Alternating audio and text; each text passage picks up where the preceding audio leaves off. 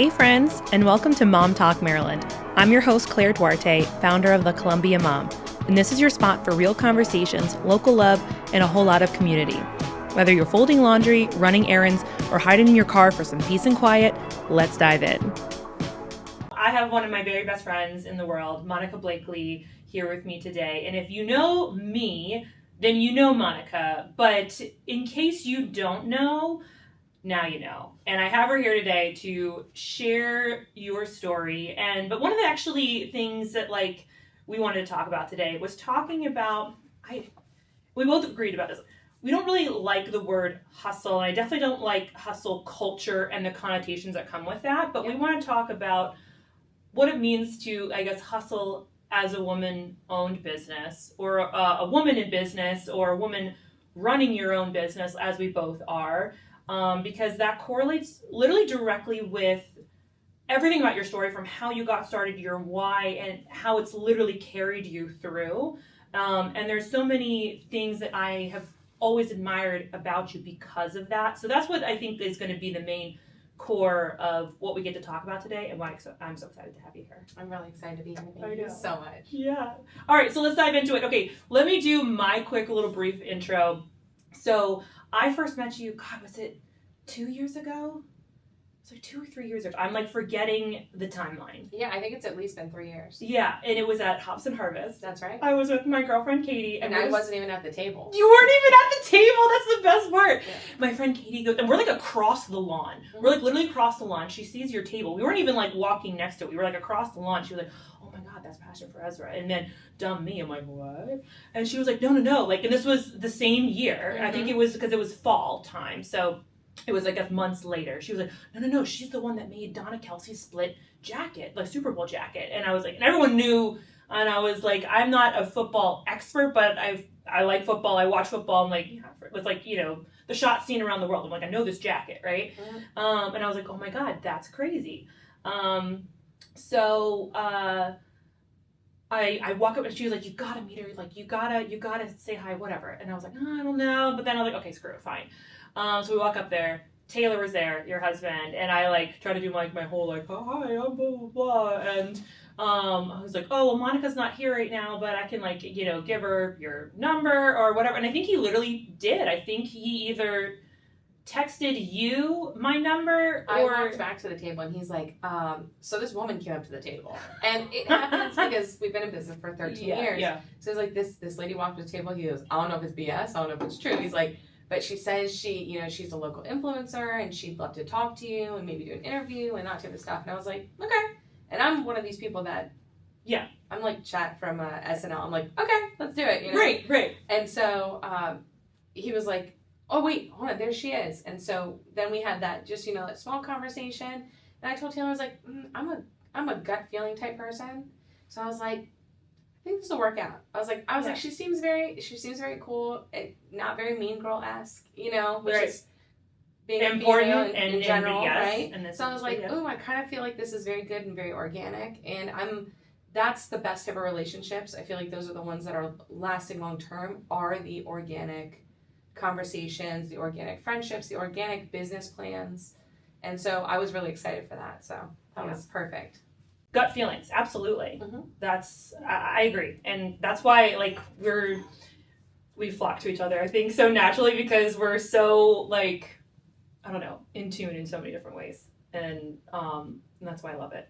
But yeah, so it was meeting at Hops and Harvest and to doing some fun kind of little projects, from, I'm wearing them, you can't see them, but I'll show a picture of the sneakers, to doing our fun little local legends project, to getting you to speak as our, essentially our featured speaker at the YPN Summit last year. Also, when you say just, the local legends, that was one of my favorite things I have ever done between you and Joe and the magic you guys make. Yeah. It really was. I'm like, dude, I should play that when I get my contracts. I was like, I should play that in the background when I walk on a stage. That should be it. Yeah. I'm like, that was perfect. I love it. And there's so much more to come, and that we're brewing with all of those pieces. And I couldn't have thought of a better person to kick that off with, and Okay, but before we keep going, you know, you and I love to go all over the place, which we will. But let's share with everybody that doesn't know, right? Because that was one thing that I was so excited. I was like, okay, here is this, like, what I would think is kind of like a mega micro, like, celebrity in my mind, and you live right here in Howard County. Like, when I, like, you know, yeah, you made Donna Kelsey's Super Bowl jacket, and then I slowly started to learn about all the different things, because you had your table laid out of all these pieces and these articles, and I was like, oh my God, this woman's, like, bigger than what I didn't even realize, and you're right in our backyard. And we both found out we're MoCo girlies, only girlies, you know, and I was like, holy crap, like, the world needs to know that you are right in our freaking backyard, and that's why I was like, we gotta get you on this platform. We gotta, like, the nation knows who you are, but we need to make sure HOCO and Maryland knows who you are. I know, it's really, really weird. So it's we're known nationally and even internationally more than we are known in our backyard, which I think it's funny and ironic at the same time. And that's why we did the events. I always told Taylor, I said, I want to connect with our local people. Right. You know, the people we shop with, the people that buy from us, that don't even know that they're buying it, you know, down the street from them. So that's what I love about it. And I think that's almost what's most important to me, is to be known in our neighborhood even more than internationally. Yeah. Right, exactly. I mean, that's what I know we as business owners all, you know, want, and, you know, we'll keep talking about that too. Okay, but take us back, right? Like, passion for Ezra.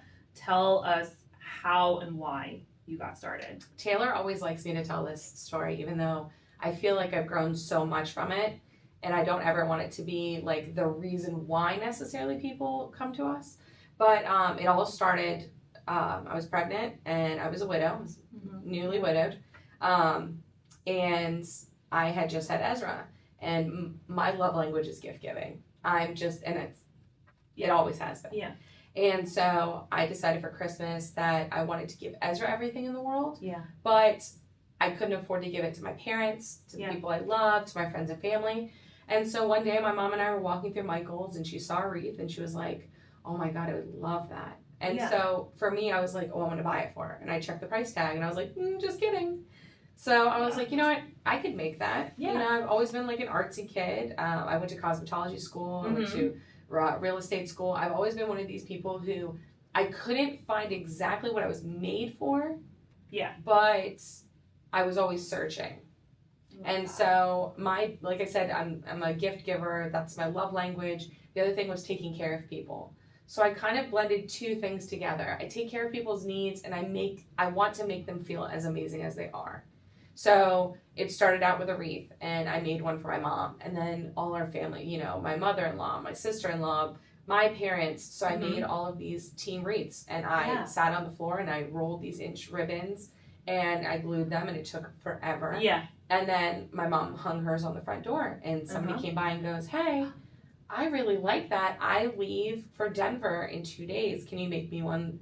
And I was like, yeah, sure. Because I've always known you never say no. Like, you just go.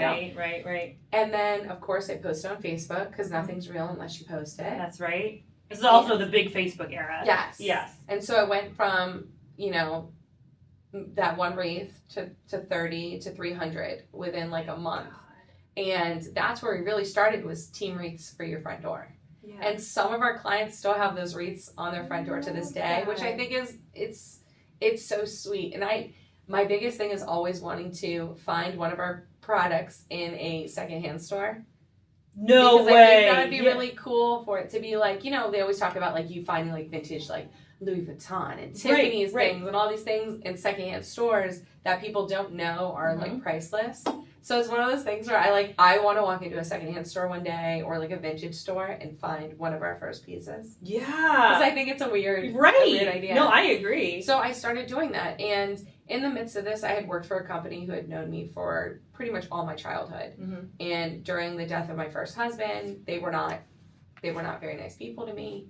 They were not understanding of the circumstances. I think until something happens to you for a lot of these bigger companies, you're not going to understand your employees. So I decided that day that everything happened, that I never wanted a boss again. I wanted to be able to provide my time, because I learned in the death of James that time is fleeting. Yeah. And so that's kind of where I was. In the midst of James dying, I've known Taylor since I was 8 years old. I was in a really, really dark place when I was pregnant and I was in my parents' basement, and we had sold the house that I lived in, packed up all my stuff, and I moved into their basement. And at like 24, 25 years old, that's, it wasn't the cool thing to do. No, right? of course not. And so I kind of felt like I was a failure at that point because, I was pregnant, I was just a widow, I didn't have a job.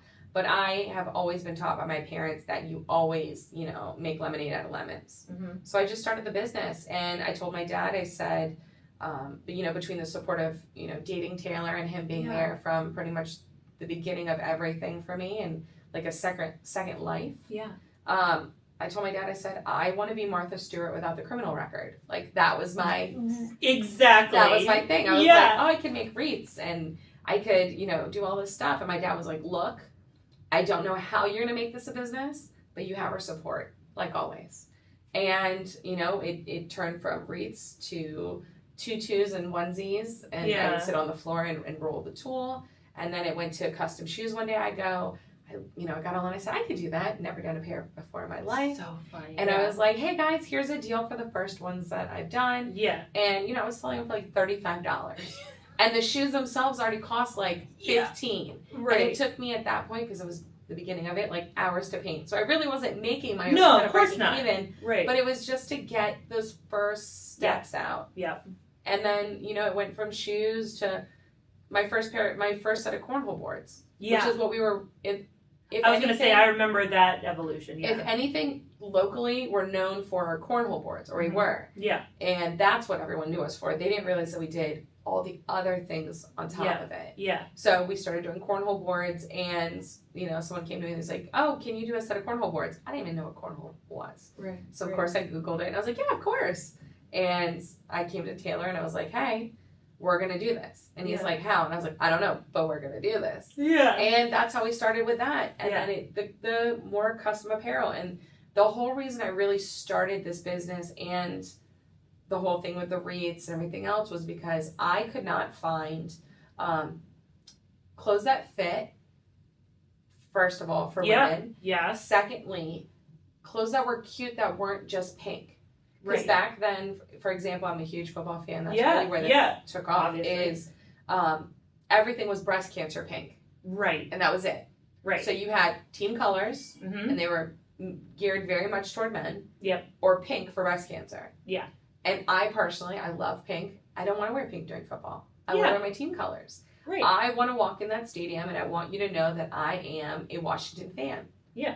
And a woman. Exactly. And a woman. Like, we don't need to hide being a woman. The other thing is, I think, from what I've learned over the past 38 years of being on this planet, if I'm wearing men's attire to these events, they think it's my dad's jersey or my husband's.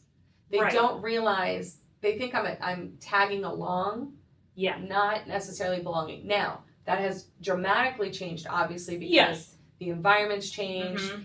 They're trying to make it more inclusive for women and kids, especially in sports, and making it more family friendly, for sure. Yes. But at that point, it wasn't. So I was like, okay, I want to start this business and create this business to be geared toward mostly women.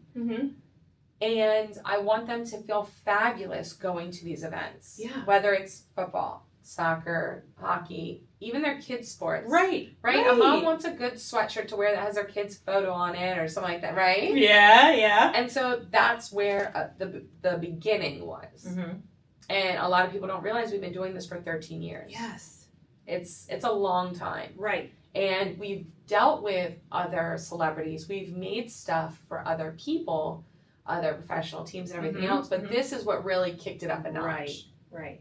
And what, do you remember about what year it was where you started? Because it's funny, because now I think the big things that you're known for obviously are the apparel pieces. That's what we see most, right? And you made the formal announcement too that you were kind of like, that's like what you're focusing on, which is smart as a business. Like, we can talk about that too. It's because as business owners, we can't we can't do everything and offer everything. It is smart to kind of be like, okay, these are my offerings, because then you can specialize in that and get even better. So the one big part about our business that makes us different.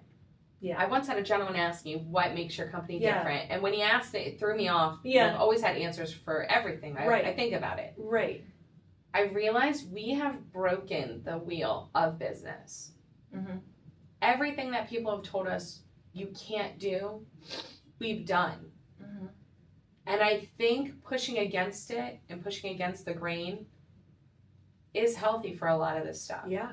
So everyone always told us, I mean, even family members, not my parents. My parents 100% have always supported, right? Everyone needs your parents, and everyone needs Taylor.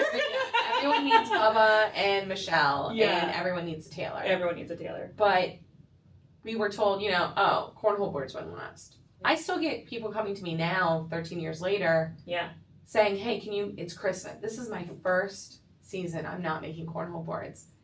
Because I love to do this stuff for people, because people get excited. Right. We still have people coming to us for it. Yeah. We still have people coming to us for the original stuff that we do. So we've kind of broken the mold where, a lot of businesses just focus on like, okay, they're only doing shirts. They're only doing kids apparel. We do everything. Yeah. That's what makes us different. And when they've told us that this isn't long term, we've shown them it is. Yeah. And we've kind of beaten the odds for a lot of things. Now, I mean, obviously, during COVID, the day everything shut down, I called my dad emotional, and I was like, we're going to lose everything. I'm going to lose the house. My dad was like, hey, pull it together. I'm going to give you this day. He goes, and then get your game plan. And, I sat down. I talked with my parents. They are my sounding board. Yeah. They're going to be the people that have the best interest, them and Taylor, and now Ezra, because she's older. Yeah. And I said, okay.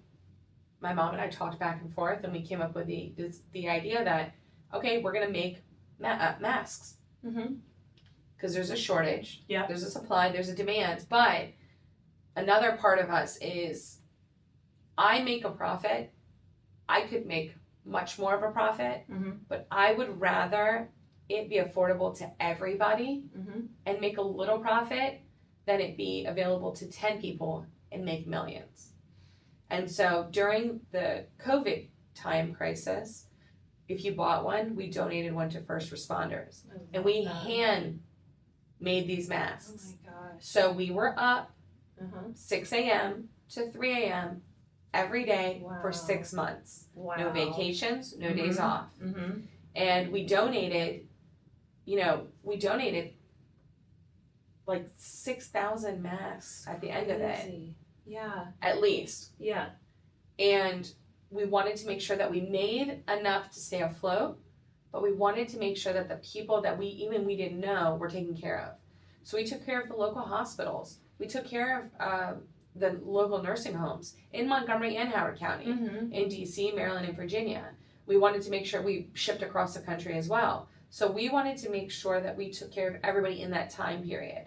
So again, we may have not ever made masks before, but you better believe I Googled it. I made sure what we could have available. I made sure we had the supplies. We made sure we had it all taken care of so we could take care of people and ourselves at the same time so everyone could eat. Everyone could be healthy. Yeah. And I think that's the biggest part of this is we have constantly pivoted. Mm-hmm. We have it's like the Friends episode, pivots.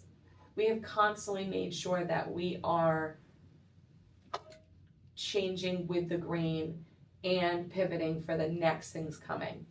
And I mean, even right now, businesses have their flows, ups and downs. We always just pivot to try to estimate, but the world's how it is. Every day is different, right? But we try to make sure that we can pivot to different ideas, different clients, making sure, like I said, that we can cater to, mom down the street, all the way to the professional athletes and the professional teams. And so that's kind of where we've started, where we're going, and kind of why I think going back to the whole hustle conversation. Yeah. You have to be able to do that, to think on your feet, to go, okay, the world's shutting down tomorrow. What are we going to do? Because giving up's not really an option. No. It really isn't, especially being a mom. I was just gonna say, like, that parallels exactly with moms. Like, we don't have the option to close shop, to stop, to slow down. Not only that, but our kids look at us. Yeah. Our kids look at us as the what to do, the how to react. Yeah. Right. From birth. So when I had that conversation with my dad, I went outside. I bawled my eyes out. I came back in, and I was like, "All right, let's go." You know, because our kids are looking at us, and then we have to make the decisions. We have to execute. We have to do all these things. So that to me is that hustle mentality. Yeah. I think it's the reason why it's that more negative connotation is because everyone thinks maybe hustle scam and hustle of not getting good quality or whatever when you're using that connotation. I think of it entirely different. Yeah. I think when I think of the word hustle, I think of the word getting it done. Yeah. So when I get a text message on Saturday at 3 p.m. saying we need, you know, an outfit for so-and-so Sunday at 9 p.m., I'm going to get it done. Yeah. There is, no is not an option. I'm going to get it done. It may not be exactly what you're looking for. We're going to have to compromise. Right. But I'm going to get it done. Yeah. And you do. And that's what's crazy. And that's what's amazing. I mean, you know, I mean, when I agree. I definitely think there's a lot of good in hustle. And I think for me, sometimes how I feel, and I agree to, like, you know, finding a way and getting it done. I think what I try to push against with hustle culture is the historical, like, industrialization of it, of just like, and that equaling and kind of be snowballing into burnout of like, you know, hustling there's a very fine line, you know, and a lot of times we just have to kind of keep that good self-monitoring, you know, of like which lane am I in? Am I hustling to get it done, or am I hustling at the expense of myself, or at the expense of my family and my boundaries and blah blah blah? And because it's hard, it's being a woman mom owned business, right? It's a lot of those lines blur a lot of the times. 1,000%. And to be honest, it's not like it's ever going to be perfect, you know, because I mean, I tell my husband too, there's like some days and weeks where I'm like, this is my schedule, you know, you're gonna need to give more than I can right now, and I know that you're always so open about that too, and there's different seasons, right? But yeah, I know for me personally, I try to push back on the burnout side of the hustle culture, because I'm like, I refuse to kill myself in this process, because I am still a mom. You know, I still have wants and needs, and I want to build this and I want to do this, but I refuse to ignore myself and my needs through that process. You know what though? I think that makes you I think it makes you better aware. See, the first 8 to 9 years, so we've been in business for 13 years. So for the first 8 to 9 years, I had no vacations. I had no breaks. I had no nothing. Yeah. And it was just myself. Now, granted, Taylor helped me whenever he could, because he also had school. He was going to school for his degrees and that type of stuff. Then he got a full-time job and everything else. And because of his service, I'm so thankful for all the work he's done. Oh, exactly. But for the first 8 years, it was just pretty much me. Yeah. And I couldn't, because I realized that it had to be done. Right. And I didn't understand that I needed that balance. I was also younger. I think age plays such a big part of it. But I think that shows how aware you are, because your business is younger than mine is. Right. And you're realizing it at that younger stage. It took me having almost like a full-fledged meltdown to realize it. Several. Right, I think that's speaking volumes on who you are also, right?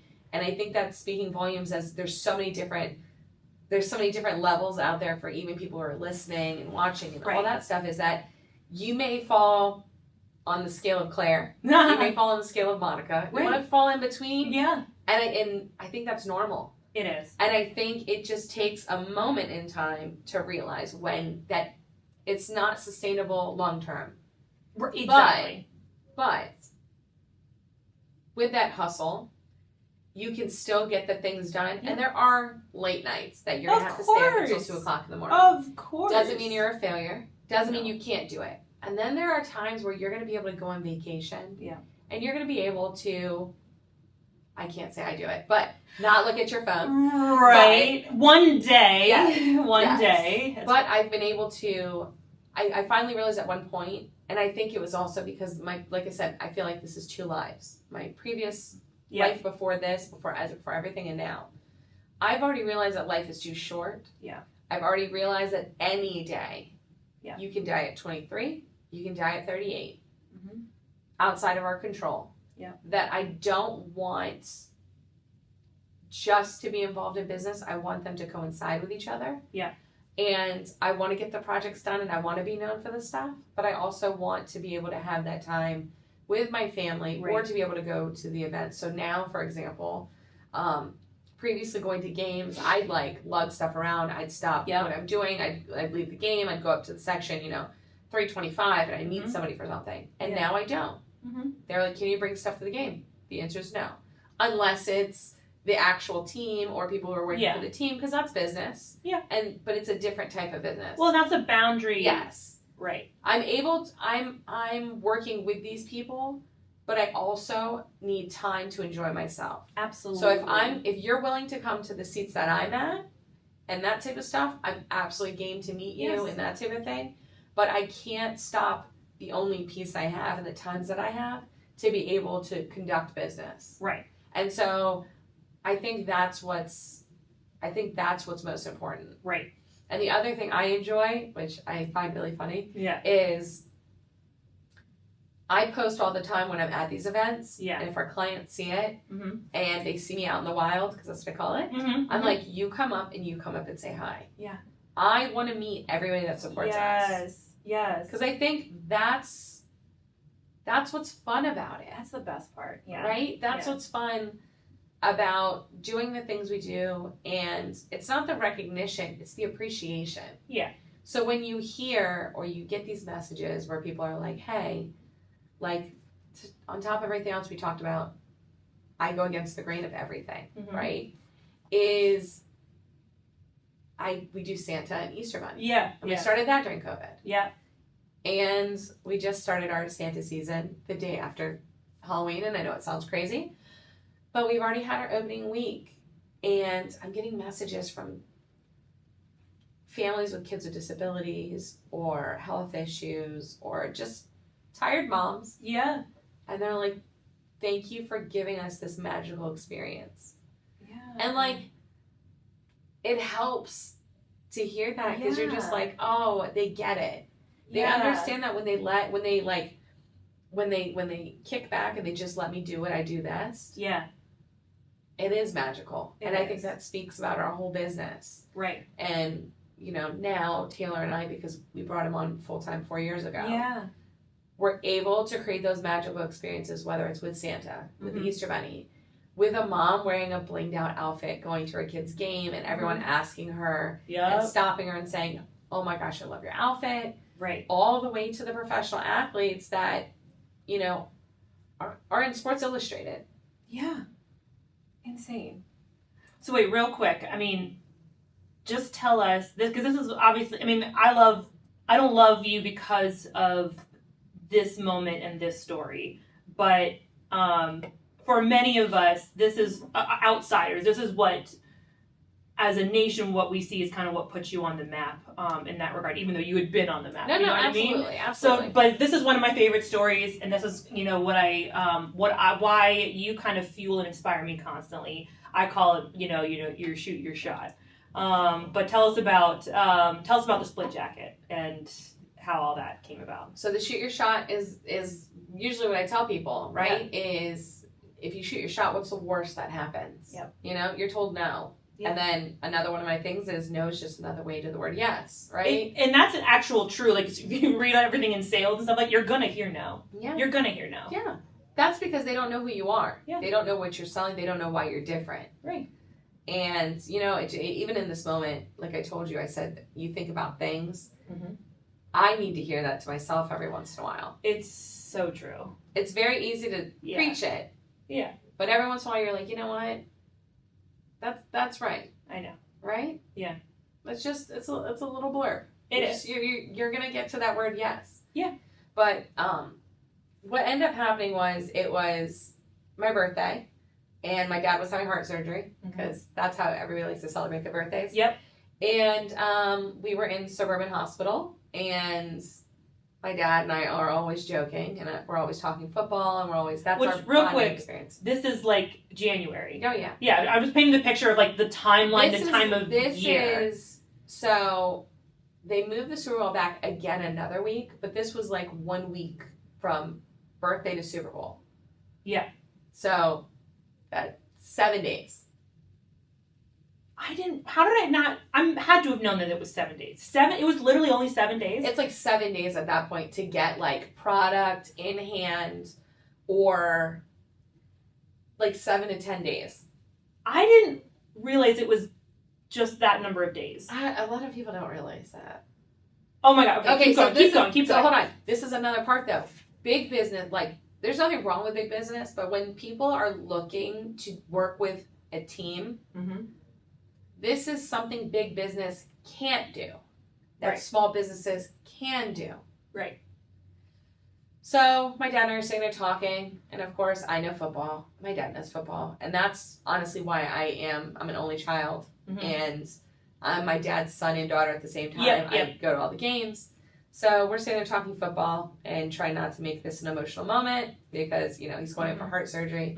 It's not the first time. Yeah. So, I'm sitting there and I go, you know what? I said, I couldn't remember if it was like 2 days before or something like that. It was the playoff games. I said, it's Kansas City and Eagles. Kelsey's mom's going to be there. I bet you I could make her a better outfit than probably what she's going to buy. Because, a lot of people, and there's nothing wrong with it, go high end and want to wear whatever, which is fine. Yeah. But I was like, dude, she's like a mom's mom, right? And she's a boy mom. And she'd been getting press, because a little, yes, small, little, little ones leading up, because it wasn't a huge. It was a big deal, but it wasn't a huge deal until they're gonna battle at the Super Bowl, right? That's when it started. A little bit. Yeah, because that was the first time a mom had both kids in a Super Bowl playing against each other. Exactly. So I was like, all right, I'm gonna send her a message on social media, right? And I was like, she's on Facebook. I was like, let's send her a message. It might hit spam, it may hit whatever. I don't know how many people are reaching out to her or what. Right. And so I reached out to her on social media. You just sent her a message. Yeah. From the hospital. Yeah. And I'm sitting there, and my dad's in the hospital bed. We're pre-op, right? And I get this message back: "Hey, you can reach out to so and so. They'll handle any of these matters." And I was like, "Okay." And I look, and it's a 410 number. Oh my god. Yeah, tell me about it. And I'm also, however anybody feels. Yeah. I'm a big believer in like God's plan. Oh, 1,000%. And I was like, "Are you kidding me?" I was like, "This is a like a Baltimore number, 410 to me." Yeah. Oh, right. Yes. Like, okay, so even if that person is not in the area, they are at least from the area. That's right. So I was like, we can have that connection. And I reached out, and her name is Emily, and I owe all of this to Emily. She is one of the best people on the planet. She really is. Everything she touches turns to gold. She is an amazing agent. She's just a great advocate for whoever she handles. She really is. She's amazing. Yeah. She's one of my favorite people on this planet. So I reached out, and I'm sitting there. I go, oh my gosh, Dad, she responded. I said, and it's a 410 number. I'm like, what? I said, it's a 410 number. Yeah. And he's like, is it real? And I was like, oh, we're about to find out. Exactly. So I called, left a voicemail, and within like 2 minutes, I got a phone call back. So I'm like quietly, because you're not supposed to say something, and I'm like, I have like the cell phone, I'm throwing out, and I'm like, hi, yes, my name is Monica, and I'm a small business owner, and I shot my shot. And she's like, okay, let's see what you can do. And she was like, is there anything like you want whatever. And I was like, I just would like, if she posts, to tag me in a picture. And she was like, I think we can make that happen. So I do some recon mission, and I get on social media, and I'm Did you already have a vision and idea of what you were going to do? Not a clue. What you wanted to make at that point? Not a clue. Did you tell her what you were going to make? I just said, I think I can make her some really cool split concepts. Because I've already done it for, like, hers was the first real split jacket and shoes I've done. Mm-hmm. But I'd already, when I've gone to games for myself, I'd already kind of done different things like that. So I was like, with like patterns and colors, right? So I was like, all right. So I got on the internet and I looked and I was like, oh, she's wearing a lot of denim. And I was like, she's a boy mom. And it's more subtle, right? At least from like what I could tell is like it'll be more subtle, not like over. We're not going bling, feminine, like fitted. We're going a different. I was like, her personality doesn't like it's. She doesn't look like she wants to be rhinestone head to toe, right? So or like a fitted top kind of thing, right? So I was like, I think I'm gonna do a denim jacket, and I didn't tell Emily any of the stuff I was doing. I was like, I'm gonna do a jacket. I'll do a jersey, and I'll do maybe a pair of shoes. And that, like, because that would, I'm thinking, like, head to toe. Yeah. She could wear the jersey, she could wear the jacket, she could wear the shoes. And so I was like, all right. So my dad, this was in the middle part of designing and everything else.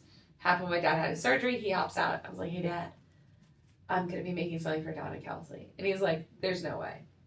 And I was like, oh, yeah. He goes, how did that happen so fast? I was like, I don't know, but it did. So I, of course, called my mom. I, of course, texted Taylor. And then, of course, Taylor's like, well, what are you going to do? I was like, I don't know. We're going to figure it out. And within, like, 48 hours, I had the jacket and the shoes done and the jersey done.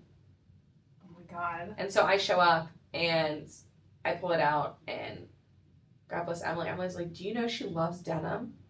And I'm like, I was like, I did do a little Facebook stalking. I was like, I'm not going to lie. I did Yeah. She's like, I think she's going to love this. And I originally had done a pair of Converse shoes that were half and half. They were like a split.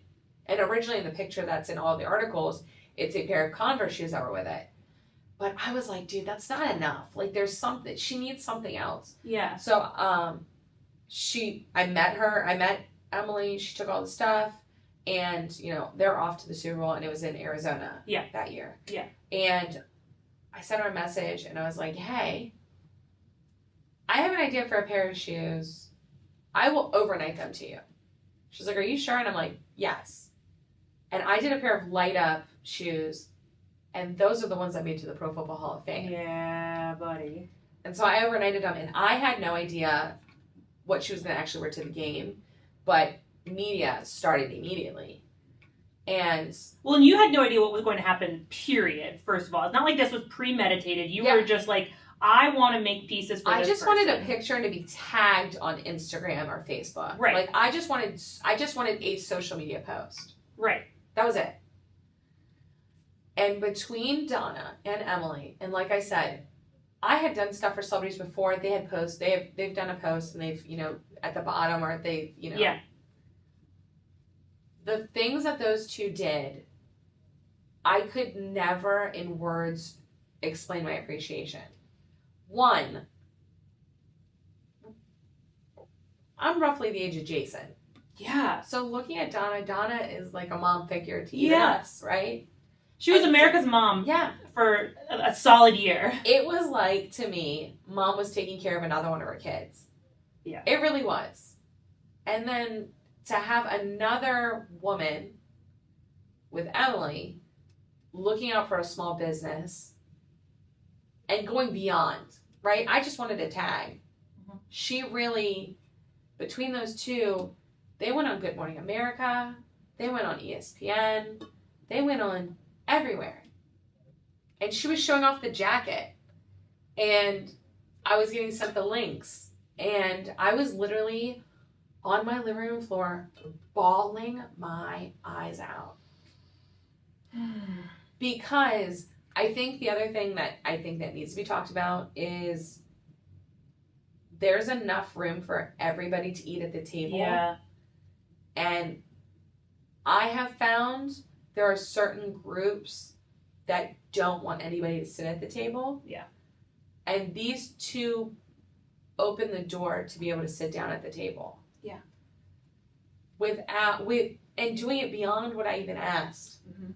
And I think because I do that for my clients, it was really refreshing to see somebody else do that for us and do that for me. Yes. And it was one of the most pivotal moments of my life. And absolutely.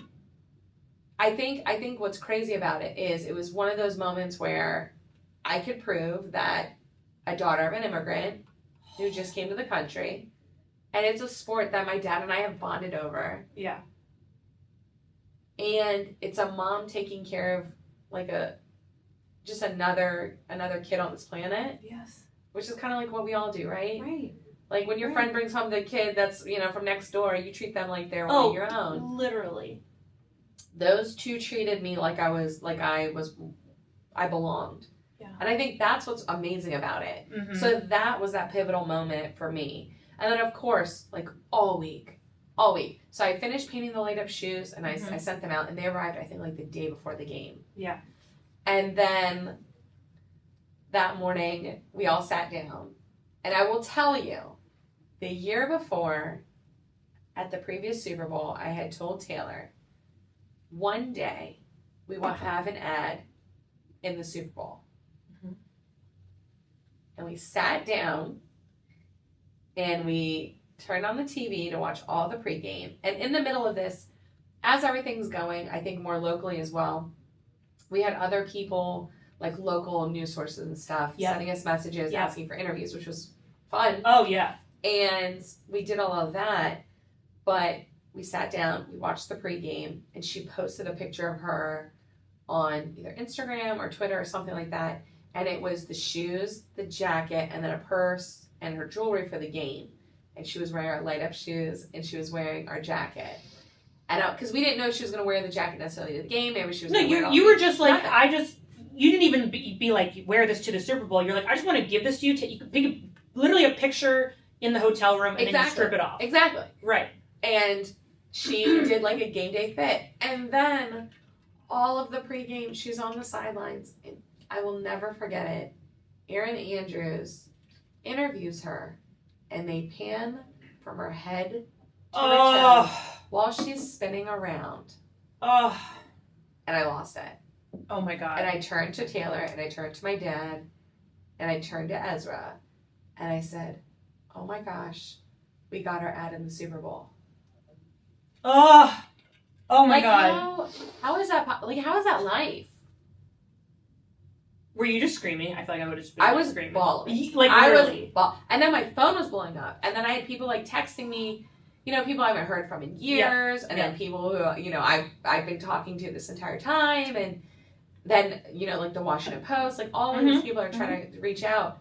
And I told my dad, I was like, and then my dad's just, oh my God. And I think even looking at it from a different angle of like, my dad came to this country with nothing in his pockets, ideally.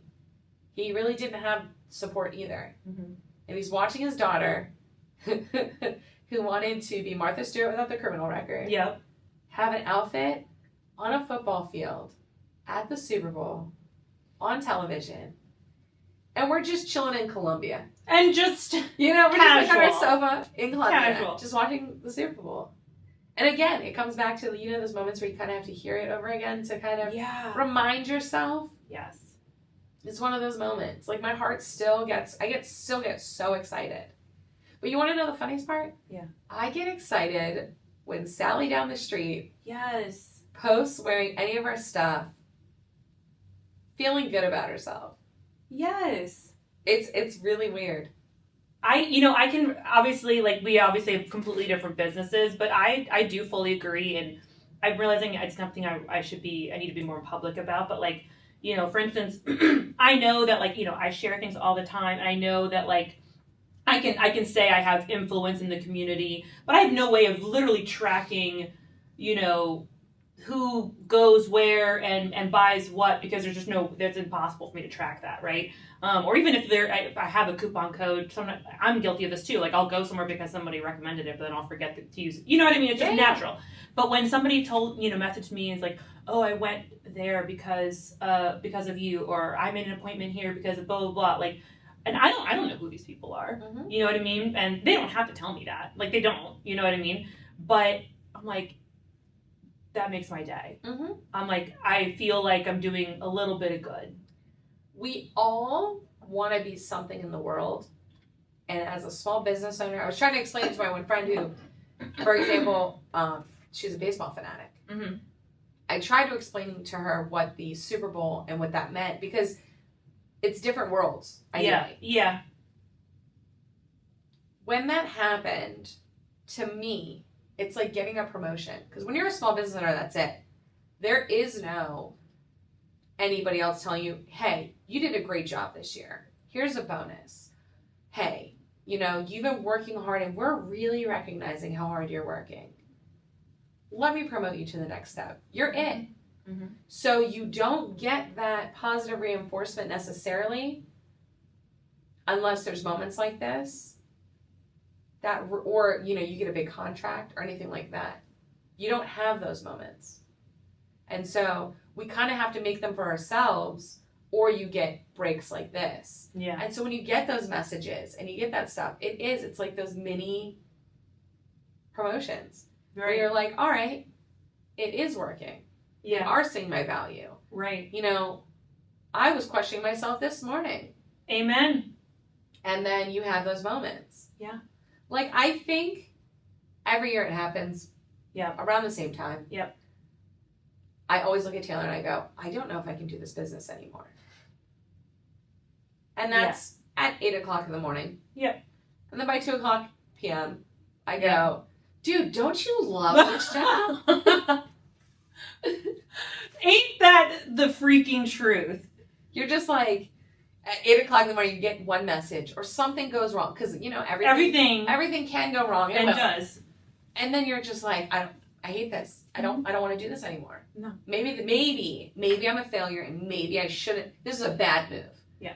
And then 2 o'clock rolls around. You've also eaten something. Maybe had your coffee. Maybe had like a single sip of water. Yeah, right? Yeah. Something. A Diet Coke. Okay. Right? Coke, yep. And then you're like, oh no, I really do love this job. This is oh my God. I know.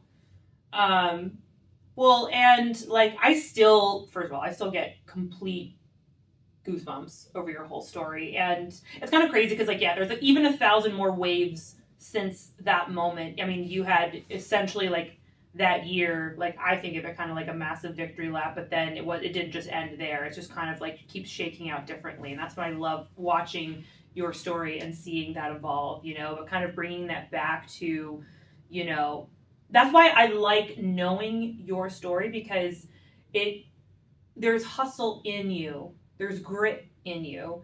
I mean, it was forced in you, which is so cool. We can sit here and analyze it from like, kind of like the daughter of an immigrant mentality, right? That it's like, it's coming from that place, right? It's coming from a place of also like, getting that a sense of love and support from your family, from Taylor, right? To kind of keep launching you in the next thing. But there's that commonality of that, like, I'm going to hustle and get it done, which again goes back to the core of motherhood, and there's so many aspects of business that you and I've talked about too. And, you even mentioned too about being a woman in the arena. And when you're talking about, women wearing men's jerseys, I was just thinking too, because we talked about this in the frame of business. I was like, as women, I feel like I want to say this, like kind of like on this like platform. I was like, we don't just need to be a woman in a man's world. Mm-hmm.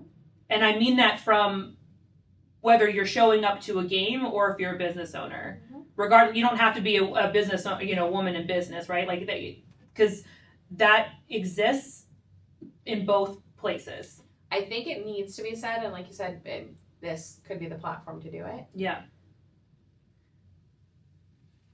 The world has come leaps and bounds from what it used to be. Yes.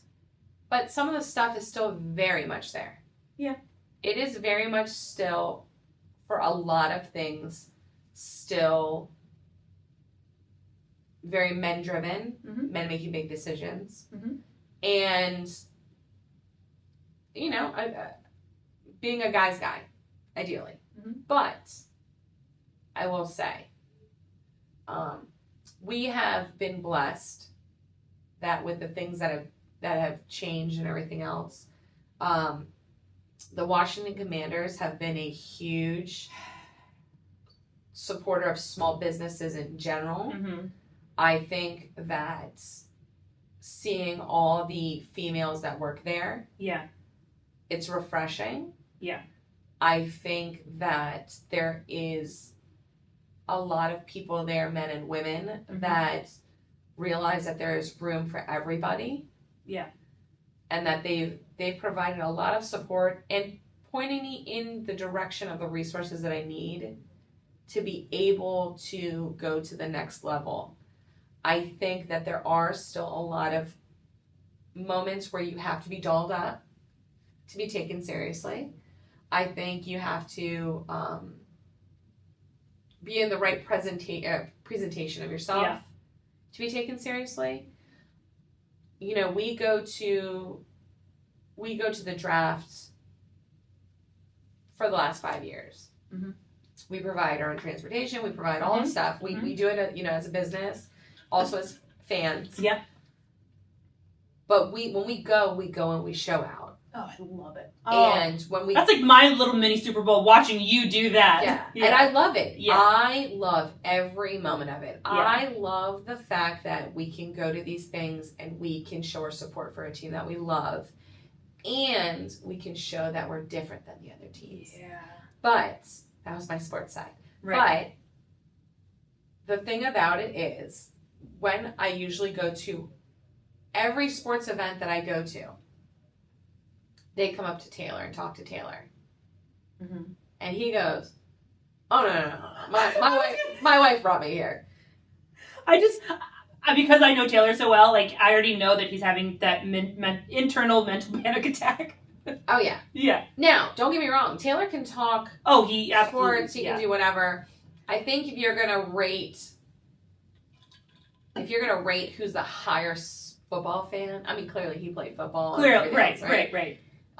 Like as a kid and stuff. But if you're going to rate who's the higher sports fan, it's going to be me. It's going to, and I know the players with their helmets off. Yeah. Rather than just seeing a jersey for, unlike a lot of people that I know, even a lot of men that I know. Right. But it's one of those things that, we go into an event, professional event, and they come up to Taylor to talk business. And they think I'm like I said, when I would go to the games wearing a man's jersey, they think I'm a tag-along. Yeah. And Taylor makes it very clear, he's the tag-along. Right. He's my arm candy, he's my partner. But he realizes that the more and more, because of bringing him on full-time, he realizes that, oh, wow, they really do always come up to me and talk. And I said, I don't. I think also, though, that has made me the type of person I am. Yeah. Because of going, okay, I know I have to make a statement walking in the door. Yep. Then Taylor directs them to have the conversation with me. Mm-hmm. And I think that's the best part. Yeah. Well, and I was going to say, I bet it's kind of like, I'm sure there's a lot of outsiders that could look at the two of you and assume, okay, yeah, she's the business owner, but like maybe you're more of the creative head, but he's the executor. Yeah. Like, he's the one that like maybe he handles the finances or the big decisions, right? I mean, because that's a lot of easy assumptions. And not that there's anything wrong with the dynamics and of people doing that. I think whatever dynamic you have with your business partners, with your spouse, is great. But every room I've walked into, right off the bat, especially, you also have to remember, I'm not necessarily walking into a, like I said, the world's come leaps and bounds, but I'm not walking into a woman's world, right? I'm not even walking into women's sports. I'm walking into men's sports. And like I am the toughest, biggest one in the world, really. Yeah. And it's not just, it's not just football, it's the baseball, it's all the things. Yeah. The world has come leaps and bounds, it really has, but there's still a lot of uphill climb. Yeah. And it is one of those things, and I tell them, like, when we walk in, I need you, and it was one of the conversations we had to have. Yeah. I need you to understand that they're going to come to you first thinking you're the owner, you're the executor, and you're the decision maker. Right. And I need them to understand that it's me that is, and that we work together, but ultimately, this is my business. Right. And I will tell you, and I think this is also very important, it's not easy, nor has it ever been easy, just like marriage is. Yeah. It is very hard for most men to be able to sit in the back seat compared to their wives. Yeah. And my husband has executed that at a level that is unheard of. Yeah. He really has. Yeah. And it's especially going to a sports world, you know, where a guy's supposed to be, you know, a guy's guy. He lets me just like peacock and, you know, do that. Yeah. And I am lucky that I have the support system I have. Same thing with my dad. My dad is just, you know, my mom. My mom's my mom's been the small business owner all my life with my dad. And my mom's always been the one that's like the forefront of the small business. I talk more about my dad because of the sports. Yeah. But my mom is truly where I got that never give up attitude from. Yeah. And, you know, that's a huge part of it. But going into these rooms, he has made it very clear he knows where everything stands. And he does it with such pride. And he tells me, he's like, he goes, one of my favorite things is watching you walk in that room and like taking over the room. Yeah. And a lot of men I don't think could really handle that. Yeah. Not just one event. Right. Every big event we go to. Yeah. But a lot of women also couldn't handle constantly being everyone thinking maybe she's supposed to be the partner and not the business maker. Right. And so I think that's why we work so well. And I think that's how we've been able to navigate the situation. Yeah. But again, on top of that, you know, there was one point where the woman wouldn't be able to be this. Right. Oh, or even have the opportunity to even be invited to this. Exactly. Events. And so that's one of those things where I think we have to give flowers where flowers are due. Yeah. You know, the NFL is doing a great job incorporating women into it. Yeah. And putting women in power for a lot of the roles, which I think is amazing. Right. I think a lot of these other sports teams are doing a great job with women coaches and, you know, administration. I mean, look at the Indianapolis Colts. I mean, she's on the sidelines wearing the headset, and they're doing an amazing job.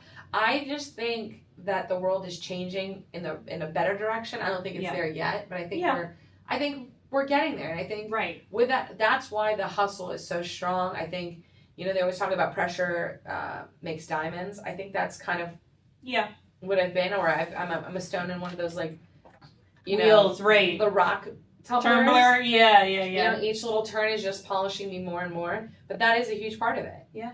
It is getting through all of those things and those no's and saying, okay, also what also makes you stand out from maybe other women that are there, or maybe previous small businesses that they've worked with. Well, and as we wrap up here, I feel like I do want to shout out the commanders as a whole, because, and I've shared this a little bit too, but what I've kind of loved watching you is, again, I'm a born and raised DC girl. I know that I'm obviously, we all know I bleed Columbia blue. We all, you know what I mean? But I'm, you know, was born in DC. Both my parents' families were from DC. You know, I remember as a child, like, you know, both sides of my family are, you know, Washington fans, Washington sports fans as a whole, right? You know, the anthem as a little kid and teaching my friends, learning how to throw football, like, those are all absolute core memories of me. And watching this franchise, I mean, if you're a DC fan, if you know, you know. Like, that's kind of like all I really need to leave it at. And watching this franchise evolve, you know, if you're a DC fan, you got thick blood. You got thick-ass blood. Yeah. And, you know, when I moved to Baltimore, it was definitely at a time where I was like, I was mentally like done with the franchise. I was just, as we all understandable, kind of were, you know what I mean? And, at that point, I was living literally in the city when the Ravens won the Super Bowl, and I was wearing my RG3 shirt, and I will say that season felt really cool to be a DC fan because the amount of respect that I feel like I got as a DC fan in Baltimore territory wearing his shirt. Absolutely. Was a number, like, I was like, wow, that feels, because, to feel any ounce of respect as a DC fan was just impossible. Mm-hmm. So that was a cool season. But then I was like, wow, it also feels fucking good to watch. I'm like, I'm happy to support this team in winning the Super Bowl. You fought a good fight, you played well, and then at that point I was like, you know what? I got a little bit of a taste of like, wow, it feels kind of good to support a team that, in like of a blue collar city, you know what I mean? So it's not like I mean, you can definitely call me fair weather, bandwagon, or whatever, but I think you're evolving, right? Because it's ideally being up in Columbia. I mean, this is Baltimore territory. We are. I mean, it really is, right? It's definitely a half and half. I think we're much more Baltimore than we are DC, I think. But kind of, so like, but I knew that I was never 100%, but I was like, okay, I'm just going to go sit over here because you know what, this feels a lot better than, like, I was like, what am I doing supporting over here? But anyway, this is my long game of how I get to talking about the Commanders, and the franchise evolution, because watching you, not only with the work that you've done with them, keeps giving them more spotlight, and I'm getting more appreciation and like for what they're doing as a franchise as a whole, that it's been making me want to come back. And obviously, I mean, last season was phenomenal. Yeah. I mean, there's ups and downs. Like we're not going to get into this season. You know what I mean? Yeah. Every team has exactly. It. But it doesn't matter because you're shedding light on what they're doing, and it makes me excited as a DC fan to see that, and it's bringing that love and enjoyment back for me, with everything that they're doing. And I love getting to see you support them and them support you and everything that you share about them. And, it kind of reignites my excitement for DC again. No, I appreciate that. I think that's a huge part of it. I think, we had already done stuff for, Washington Redskins, the Washington football team, and that type of stuff previously, obviously before this, in the past 13 years. But it really was one of my favorite human beings, Sophia, who talked about me to other people because I made Sophia something. Mm-hmm. And it kind of took off from there. And then, of course, I have all my ladies that I absolutely love there that have watched my back and have supported small business and have really taken care of us. And, I have lead contacts that I work with them. And to see them support us, even though they could go to, bigger businesses in the DMV, because, I mean, there's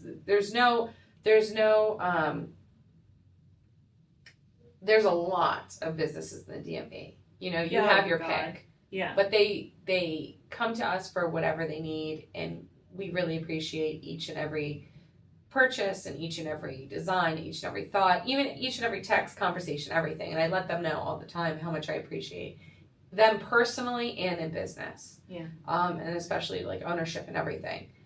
I think the other thing is that because they have given us an opportunity, I can only speak positive things. And I think it's separate from football, because I've been a fan all my life, and I've been doing business with them for years when it wasn't good years. Right. There's been more negative years for the football team. Yeah. And the records than there have been positive. Mm-hmm.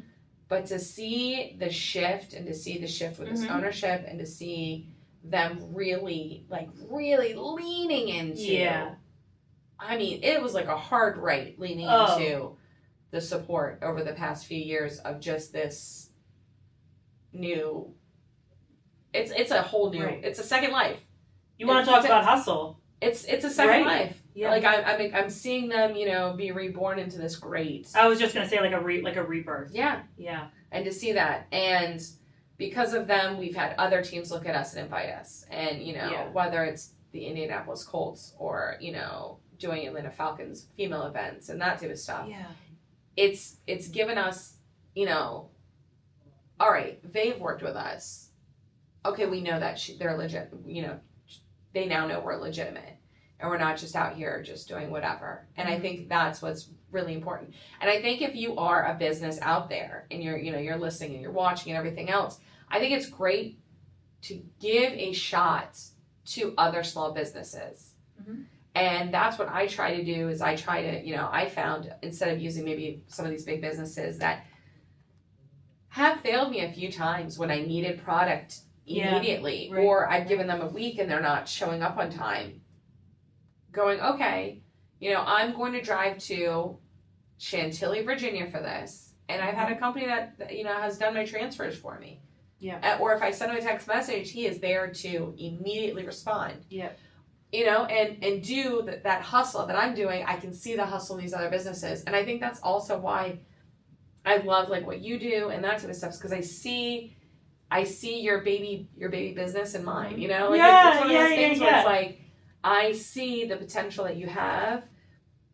I'm excited to see in a year, in 2 years, in 5 years. I'm really excited to see the growth that it's going to be.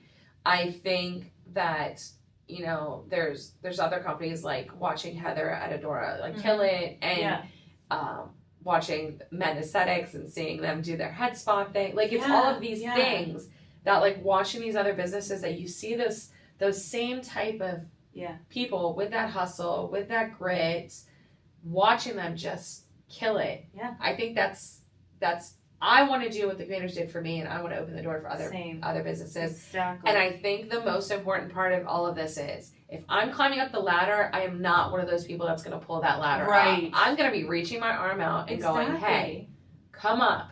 There's plenty of space. Right. There's plenty of, there's a lot of room to eat. And my biggest thing for 2025 was, if there's not a spot at the table for me and nobody's going to pull my chair up, I'm going to make room for myself. Yeah. Respectfully. And I think that's what we've been doing. Yeah. I think that, circling back to the beginning where I talked about we're doing things that other we've broken the wheel for businesses, is we're bringing other businesses along with us. We're promoting other businesses, whether it's our photographers for Santa and Magnolia Roots Photography with our Santa and our Easter Bunny, whether it's, you when we're talking about our social media gains, whether it's Heather with making me look fabulous for our events. Yeah. That type of stuff is we want to make sure that we pull small businesses along with us, and we understand that they're also going through their struggles, and that every year is not, 100% all the time. No. Well, I think that's the perfect way for us to wrap, it's just, it all comes together, and I think that's just the core of like who we are as women, as moms, as business owners, as we keep fighting for what's most important to us. But it's the hustle that keeps us there and what gets us there. Yeah. So, well, cheers to you. Cheers to you. Your story is incredible, and thank you so much for sharing us. So, where can people, regardless if they just want to buy from you, get gifts from you, we are starting now the holiday season, or if they're another business, they're like, how can they find you, reach out to you? Where's the best places to get in touch with you to move forward? Well, obviously passionforezra.com is our website. I will say social media is the best place to see our work. You'll be able to see like who's wearing our stuff, when they're wearing it, kind of concepts of like what's possible. Yeah. And also, what could be possible. And so Instagram, Facebook, TikTok is all at Passion for Ezra. You can find us, send us a message. Yeah. I think the best part about it is if you're thinking it's possible, or maybe you think it's impossible, we can make it happen. Well, and that's the awesome thing about you is like, even if you don't, you're just an idea factory. You'll just create stuff. Yep, 2 o'clock in the morning, 5 o'clock in the morning. I'm just like, all right, here are the ideas. Let me figure out what we can make happen. Exactly. Well, cheers to you. So excited for what's more to come because it's coming. It's coming. All right. Cheers, babe. Whee! Thanks for tuning in to this episode of Mom Talk Maryland. If you loved it, leave a review, share it with a friend, or tag me at the.columbiamom on Instagram. I'd love to hear what you think. And don't forget to follow the show so you never miss an episode. Until next time, keep showing up, keep supporting local, and keep being the incredible mom, woman, human that you are.